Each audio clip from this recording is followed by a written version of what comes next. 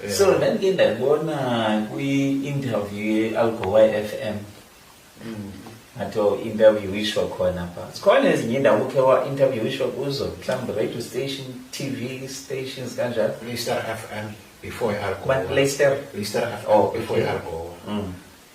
Nayo ngeyabantu abakhomshana. Ngathi abantu bakuthi abavakalele sinazo i-radio stations abantu abamnyama zininzi kodwa ayikho nto inantsikayo ibachukumisayo kodwa ndike ndabona I think bekungo-December nakuNkqubela semsuka uNkqubela 2022 September please semsuka uNkqubela. Hayi, well done Nqubela. KQ bathi KQFM. KQFM yes. Naku-e.tv. Naku-e.tv. Hey. Zalapha zabantu abamnyama. SABC. Nangilapha eStanford Road neThird Avenue. Kwalolu banifogela area kwelo. Kwelo yamakhala lamakhala. Kwela SABC. Ezinye ke ngikeliwe abantu ukuthi hayi bese sakubona ku kwelo SABC 2 ndo lando kusasa morning live. Oh, go bizwa naba? Anopho kubizwa bathetha nje ngawo. Bazikhupha nje izividiyo zami. Okay, November futhi sisanda kumunye November and andiphuma ngakanye. On to news out of the Eastern Cape now. Snaking queues and frustrated motorists are a daily reality in Nelson Mandela Bay. But some motorists are fortunate to be entertained by Thamsanqa Menzi, the dancing traffic officer. He's been so effective that a number of motorists say they even forget the stress of traffic lights not working. And our Ngeba Ntlanganiso went to find out more. Motorists call him the ever-happy man. To him, entertainment comes naturally. After all, he used to be a professional dancer. Sekhona ikwayari ebengicula kuyo khona iViola Men's Chorus belichoreographer yayo uyaqwa so yonke lando nabantu ke ebebethanda usibukela bebesithi xa benibona ndimi ngaphambili singekaculi baveske nje ubabona basebonwabile. While some people tend to criticize law enforcers, his boss says the ever-jovial Menzi is a moral booster. The compliments which we are receiving in terms of social media as well as emails to the office about Menzi, it's overwhelming. People are stopping during the day to say, no, we're here just to watch Menzi. We'd rather be late at work because of what he's doing to them. And we highly appreciate what Menzi is doing, lifting the department by showing the people at least there is good side in law enforcement. He's such a great helper, and I love his actions and such a comedian. But all in all, he does a great job. It's a lifesaver. It makes it quite easy to get out. Otherwise, it's very bad. It's really good. It's needed. This road I do daily, and it's a bit of a pain if there aren't any robots. So it's definitely it helps accidents. It helps traffic flow, and it helps everyone. Menzi is thrilled to hear that he makes a difference in people's lives.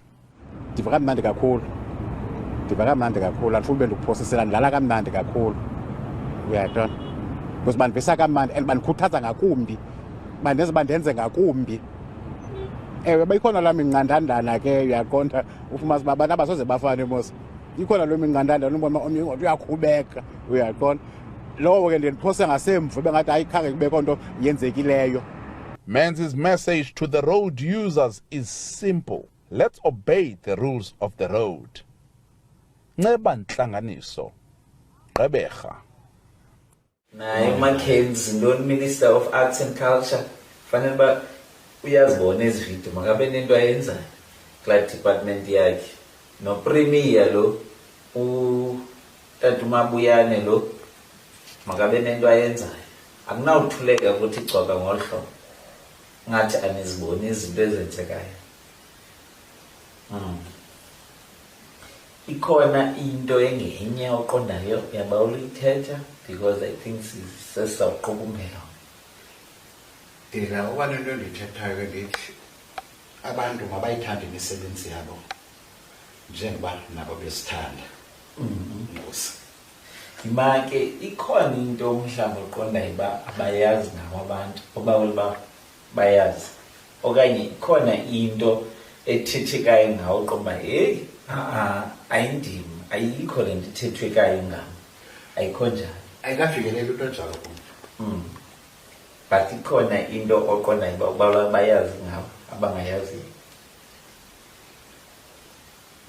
Akho nto ndinayo nobaxelana ngam ngaphandle kwale sigaba uthetha ngoku. Alright. And bavuyela kwalena ngoku siyenzayo ngokudala mhlawumbe beyibawa uba umenzi ude ayenze le podcast. Okay. Bayifumene ke namhlanje. Okay. Bazayifumana bayibone. Ngeyiphi indlela ongathanda babakhumbule ngayo mhlawumbi ke ngoku xa sowuyekile lo msebenzi let's say upensionile ke ngabasakuboni pha ezitratweni apho bebekubona khona. Ngeyiphi into indlela ofuna bakukhumbule ngayo xa ususiwe phambi kwamehlo wakho? Yabona ke generations. Yabo. Igama lamali lizophela. Yes. Igama lamali lizophela. Usekwezi phone nje igama lamali lizophela. Lizawuhlala lihleli. Yeah. Yabo. Ndizawuhlala lihleli kwinkumbulo zabantu. Yeah. Aba bakule agent group ndikuyo basezawuthetha ngami. Xa besadlula kwezi intersections kusami abantu kwezi intersections unless as intersections ne-robots again. Yebo. But okwalugama zingekabikho abantu basezawuthetha ngabo. December yena basezawuthetha sendiphumile basezawuthetha baza kodwa umntu ngumenzi. Wayesiphume phaya sonke sifuna udlula phaa kulaa ndawo. Yes. Then ke ngoku apho kwifamily yakho like extended family okanye kubamelwane e-areeni xa bebona eza video phana akukho lizwi balibhekisayo kubo?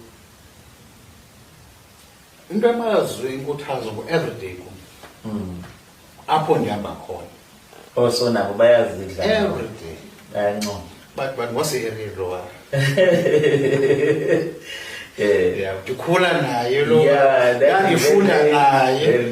Classmate wam. Bavala mnandi. Ndandicula naye. Yabo. Ukwezo nto zithetha ezinjalo. It means wenza kakuhle.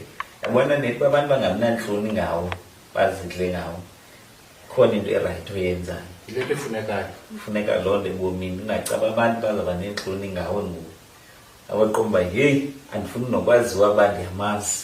Yabo. Ngenxa yento azenzayo ezero.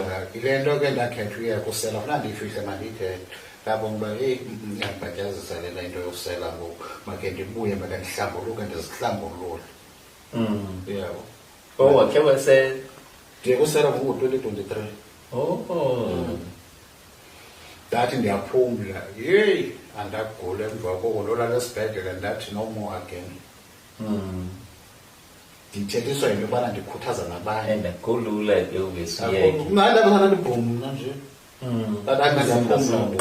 Uqhelile and into estrong. Ndathi ndiyaphumla.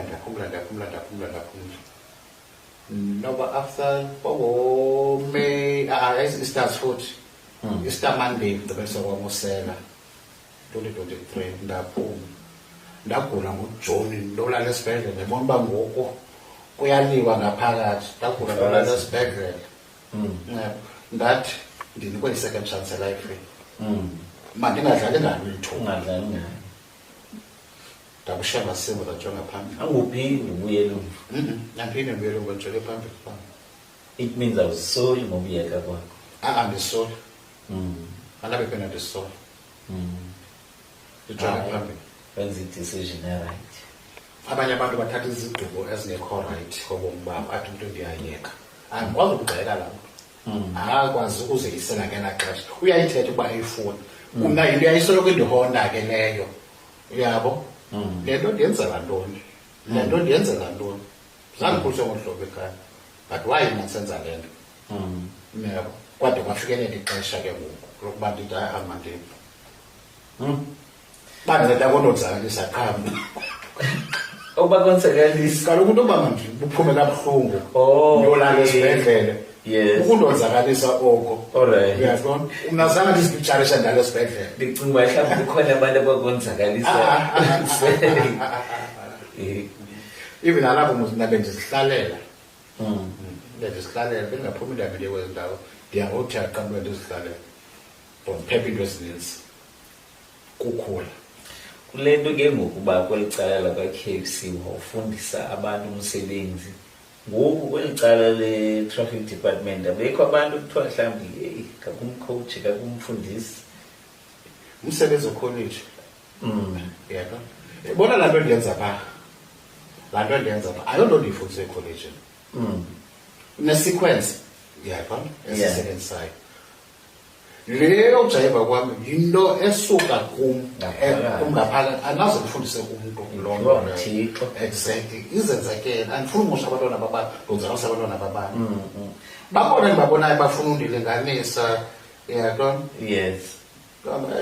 Indlela into yenzayo kodwa sufuna ude ube ngapha kwam because uzawubhatyaza. Yeah. Yenze ngahlobo lwakho ngale ndlela uyenza ngayo.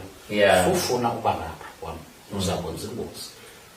Ayokho competition endiyenzayo. Inansi ke iziphiwo zabantu azifani, azilingani noba sezifana ke noba singakwazi ucula sobabili sinesipho esifanayo but azizulingana. Yabo. So umuntu angakulinga azifake ipressure yoba afune uqopha isipho somnye umuntu. Masebenzise esakhe. Esakhe. Ngalamandla nawo. Bakhona abantu bamthandayo kulaa nto ayenzayo. And bazakuthanda kule nto uyenzayo unguwe. Exactly. Xa uzenza omnye umuntu baza kubona futhi ba hayi awunguwe uzenza omnye umuntu. Hayi ke I think seyigqibile namhlanje noba saphuna siyiphinde ngenye imini xa kukho into evelileyo. Sibulele kakhulu futhi into yobana ungayidelanga i-small beginnings sethu weza ungumuntu omkhulu ohloniphekileyo owaziwayo oxatyisiweyo sithi nangamso wenze njalo nakwabanye bamba isandla. Ndiyabulela tatana. Enkosi kakhulu. Emakhaya indawo ngendaweni esibukeleni kuzo sifikele esiphelweni sale nkqubo yanamhlanje. Unansipho uepisode 4 siyamvala ke ngoku wale series we-attitude of gratitude. Nani ke nizawungqinelana nami emakhaya into yobana ungumzekelo omhle we-attitude of gratitude. Uyambona uba uzeliswe ngumbulelo, uyambona uzeliswe luthando kwinto ayenzayo. Sikhuthaza ke nani kwindaweni kuzo nizeke emzekweni nizaliswe luthando.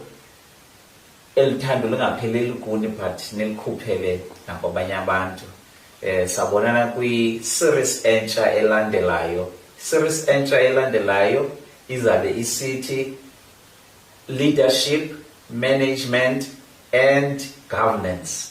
Leadership, Management and Governance. Sabe siqala u-episode 1 wayo after leni episode. Because leni episode sikwisiqendu sayo sokugqibela which is episode 4. Sawuqala ke ngoku-series entsha. Till next time. Bye bye. Kosi.